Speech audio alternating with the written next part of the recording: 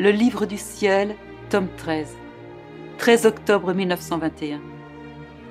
Chaque parole de Jésus, si nous la recevons, l'assimilons et la méditons, forme dans notre cœur une fontaine d'eau vive qui jaillit en vie éternelle pour étancher notre soif et celle des autres.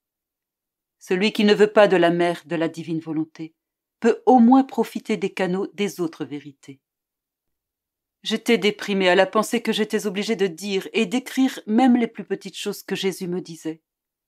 Venant vers moi, il me dit « Ma fille, chaque fois que je te parle, je vais ouvrir une petite fontaine dans ton cœur. Pour tous, mes paroles veulent être des fontaines jaillissant en vie éternelle. Mais pour que se forment ces fontaines dans ton cœur, tu dois faire ta part, c'est-à-dire bien mastiquer mes paroles pour les avaler et ouvrir la fontaine en toi. En pensant constamment aux paroles que je te dis, tu les mastiques.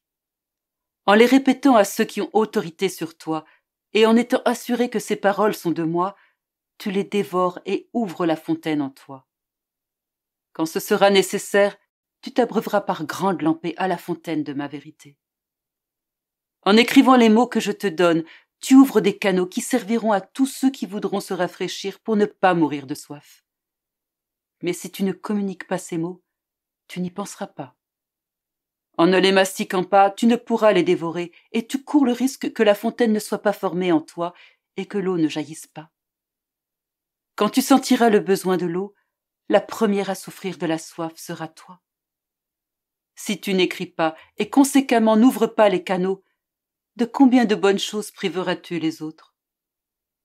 Pendant que j'écrivais, je me disais, ça fait quelque temps que mon doux Jésus ne m'a pas parlé de sa très sainte volonté. Je me sens plus portée à écrire à son sujet.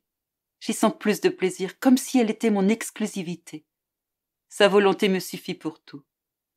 Venant vers moi, mon Jésus au cœur toujours tendre me dit « Ma fille, ne sois pas étonnée si tu es plus inclinée à écrire concernant ma volonté, et que tu y trouves plus de plaisir, parce qu'entendre, parler ou écrire au sujet de ma volonté est la chose la plus sublime qui puisse exister sur la terre et au ciel.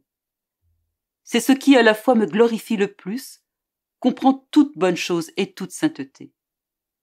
Les autres vérités ont aussi leur propre bon côté, on s'y abreuve gorgée par gorgée, l'on y accède graduellement, elles s'adaptent à la manière humaine.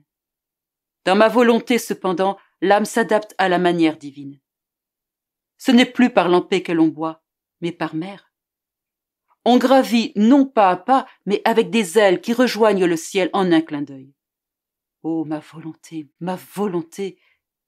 Seulement à t'entendre en parler m'apporte tellement de joie et de douceur. Quand je sens ma volonté habiter l'une de mes créatures, ce qui est une autre de mes immensités, j'éprouve un tel plaisir que cela me fait oublier la méchanceté des autres créatures.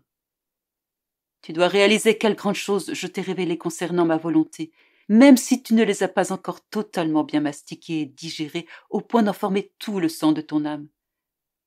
Quand tu en auras compris toute la substance, je reviendrai et je te révélerai à son sujet des choses encore plus sublimes. Pendant que j'attendrai que tu aies tout bien digéré, je te tiendrai occupé par d'autres vérités qui lui sont reliées.